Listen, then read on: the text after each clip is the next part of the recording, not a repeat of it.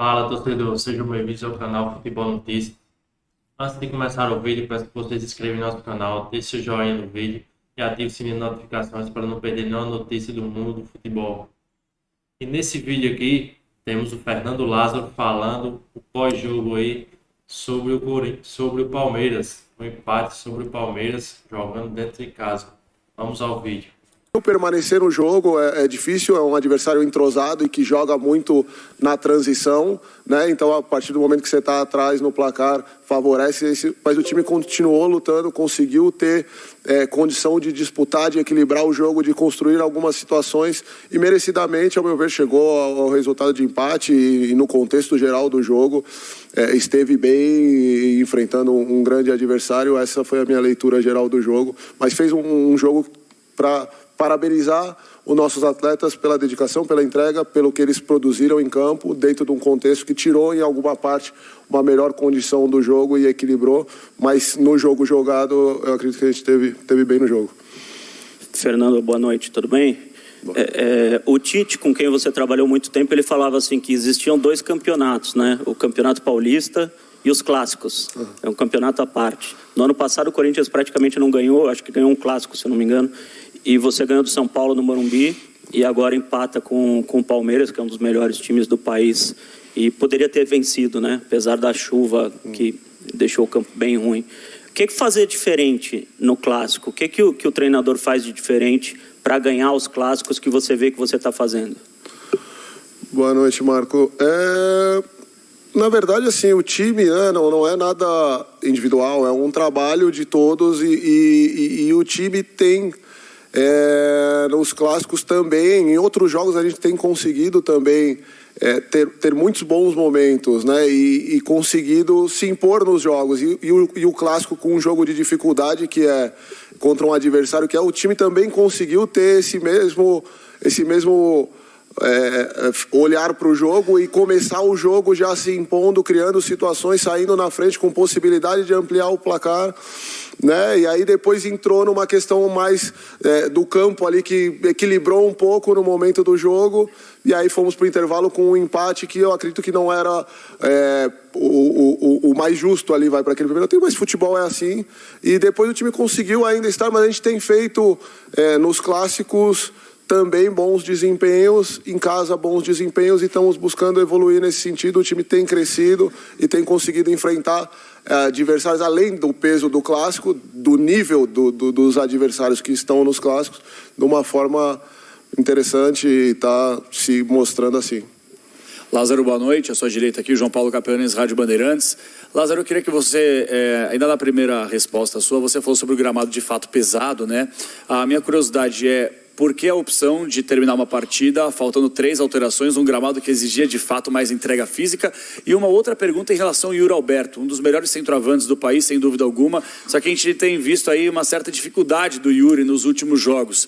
A impressão que nos dá de fora, e claro que você tem muito mais embasamento para falar como treinador, é que o Corinthians, dos primeiros jogos, perdeu um pouco aquela profundidade, mais jogadas para que pudessem chegar para o Yuri Alberto. Você de fato entende que talvez esse novo sistema que você vem adotando talvez tenha reduzido o número de oportunidades do Yuri no campo de jogo? Obrigado.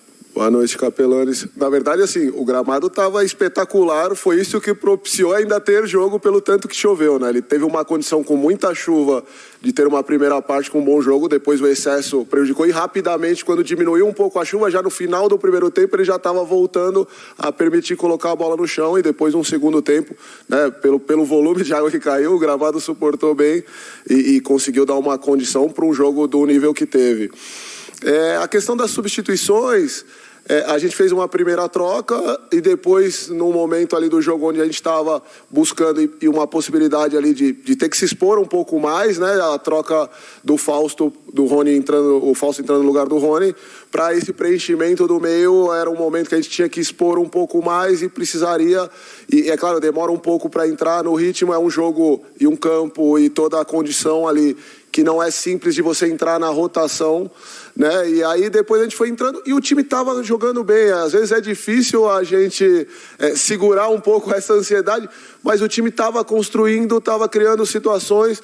O Juliano estava muito bem no jogo, o Renato estava muito bem no jogo, o Roger estava bem no jogo, o Yuri estava bem no jogo, colocando em dificuldade, fazendo pressão, fazendo o adversário no momento onde eles estavam com um domínio de placar e não precisando se expor, a gente tendo que fazê-los transferir a bola para a gente recuperar e jogar, pressionando.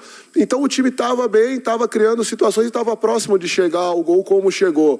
Então às vezes você fica ali na ânsia de tenho que fazer, tenho mais 3, mas o jogo não está te mostrando ali assim, o time estava dando uma boa resposta, estava em cima e estava buscando e continuou buscando ali ainda. Depois do gol ainda teve mais possibilidades até de fazer um terceiro gol numa parte final ali.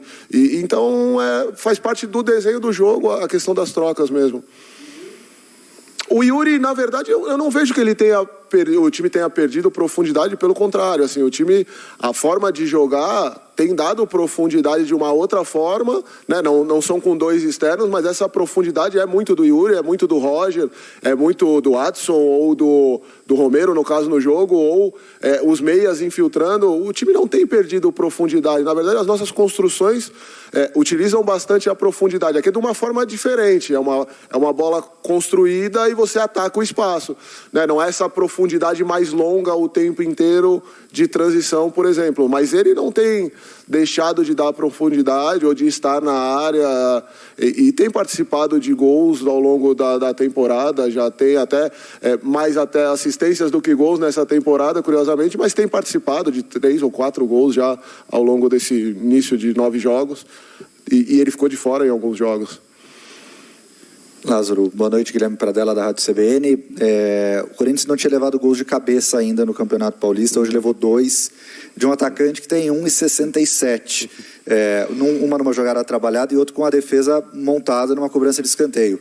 O quanto te preocupa, se é que preocupa, ter levado gols desse tipo de um atacante que, por mais que tenha méritos e é bom nesse tipo de jogada, mas que é um jogador baixo perto de uma defesa alta como a do Corinthians? Na verdade, boa noite, Guilherme. Na verdade, é uma questão que não é a altura, né? A característica não é apenas a altura, é principalmente a velocidade, né? É um atleta que explora bem isso, mas mais pela velocidade do que pela altura. Tanto que o primeiro gol, né, é um cruzamento que é uma característica do adversário, eles buscam isso e tem precisão no cruzamento e os movimentos de infiltração, e uma bola de espaço, não é por altura. Então, mais do que a gente fica sempre bravo e não satisfeito com os gols sofridos de toda forma. Não tínhamos levado dessa forma na bola parada também o segundo gol. E aí um pequeno ajuste ali no posicionamento, enfim, a gente sofreu, mas também fizemos um gol de bola parada que também não tínhamos feito ainda. A forma do gol, menos do que qualquer outra coisa, mas tomar os gols e um gol, né, de características que a gente analisa, enfim, busca, mas é virtude também do adversário, é mérito